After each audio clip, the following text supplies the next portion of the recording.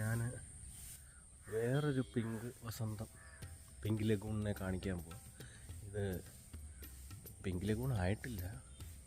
ഈ 2018 വെള്ളപ്പൊക്കം വന്ന സമയത്ത് കുറച്ച് ആമ്പൽ ഇവിടെ വന്നതാണ്. അതിന് ശേഷം ആണ്, അതിന് മുന്നേ ഇത് നല്ല വയലായിരുന്നു, എനിക്കറിയാം. പിന്നീട് പെരുകിയതായി ഈ ആമ്പൽ. ഇതിപ്പോൾ കുറച്ച് കാലം കഴിയുമ്പോഴത്തേക്ക് ഇത് വീണ്ടും മറ്റൊരു മലരിക്കൽ വസന്തം മാതിരി വേറൊരു പിങ്ക് ലഗൂൺ ആകാനുള്ള സാധ്യതയാണ്. ഇതിപ്പോൾ ഇത്രയും പടർന്ന് പിടിച്ചു കഴിഞ്ഞു 3-4 വർഷം കൊണ്ട് തന്നെ. സോ ഇത് വെട്ടിയാർ, ആലപ്പുഴ, മാവേലിക്കര, പന്തളം റൂട്ടിൽ വെട്ടിയാർ എന്ന് പറഞ്ഞൊരു സ്ഥലമുണ്ട്. അവിടെ വെട്ടിയാറിൽ പള്ളിയറക്കാവ് ക്ഷേത്രമുണ്ട്. ക്ഷേത്രത്തിൻ്റെ തെക്ക് ഭാഗത്തായിട്ട് ഏകദേശം വരും ഈ ലൊക്കേഷൻ. ഇത് പാടമാണ്. ഇത് നവംബർ മാസമൊക്കെ ഡിസംബർ ആകുമ്പോഴത്തേക്ക് ഇവിടെ വെള്ളമെല്ലാം വറ്റിച്ച് ഇവിടെ കൃഷി ഇറക്കും. അപ്പോൾ ഈ അമ്പലെല്ലാം അങ്ങ് ഇതാകുമ്പോൾ അടുത്ത വർഷം വീണ്ടും മഴ പെയ്യുന്ന സമയത്ത് ഇത് കിളിർത്ത് കയറി വരും. വെയിൽ ഉറയ്ക്കാൻ തുടങ്ങുമ്പോഴത്തേക്ക് പൂവും വരും. ഇതാണ് ഈ സ്ഥലം. നാളത്തെ ഒരു പിങ്ക് വസന്തം ഈ വെട്ടിയാറിലായിരിക്കും നടക്കാൻ പോകുന്നത്.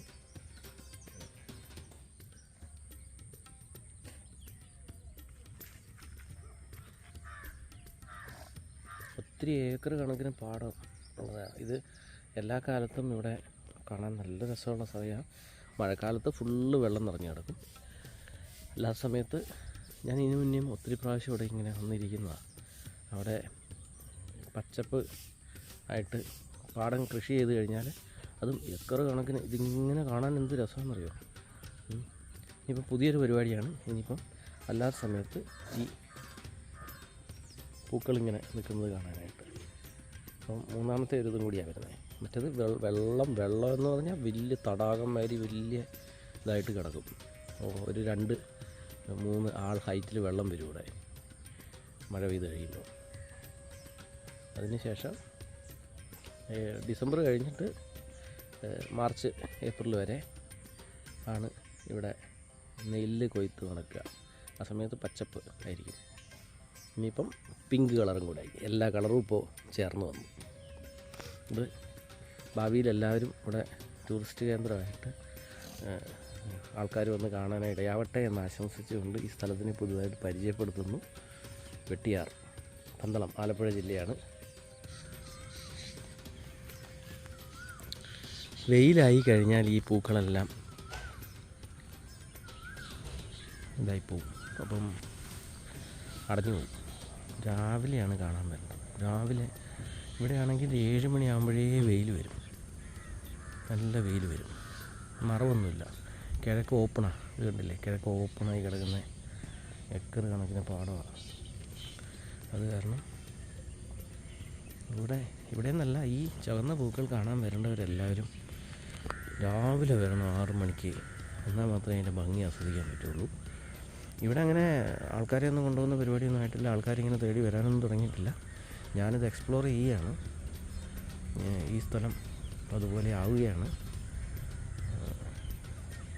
ഇവിടെ ഒരാൾ പോലും കാണാൻ വരുന്നതായിട്ട് എൻ്റെ അറിവിലില്ല. ഞാനിത് ഒരു വർഷം മുന്നേ കണ്ട് മനസ്സിലാക്കിയതാണ്. ഇപ്രാവശ്യം വന്നപ്പം കഴിഞ്ഞ പ്രാവശ്യത്തിനേക്കാളും കൂടുതലാണത്.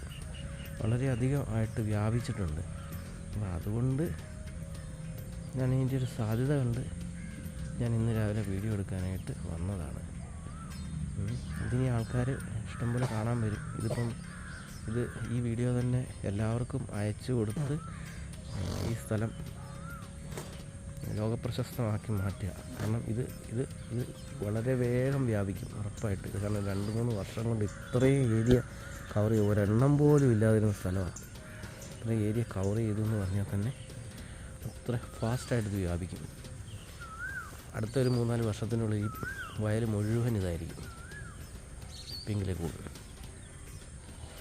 സത്യം പറഞ്ഞാൽ ഇത് കാണാനൊക്കെ രസമാണെങ്കിൽ ഇത് ഒരു ശല്യമാണ് ആക്ച്വലി. സത്യം പറഞ്ഞാൽ കൃഷിക്ക് ഭയങ്കര ബുദ്ധിമുട്ടുള്ളൊരു സാധനമാണ് അത്.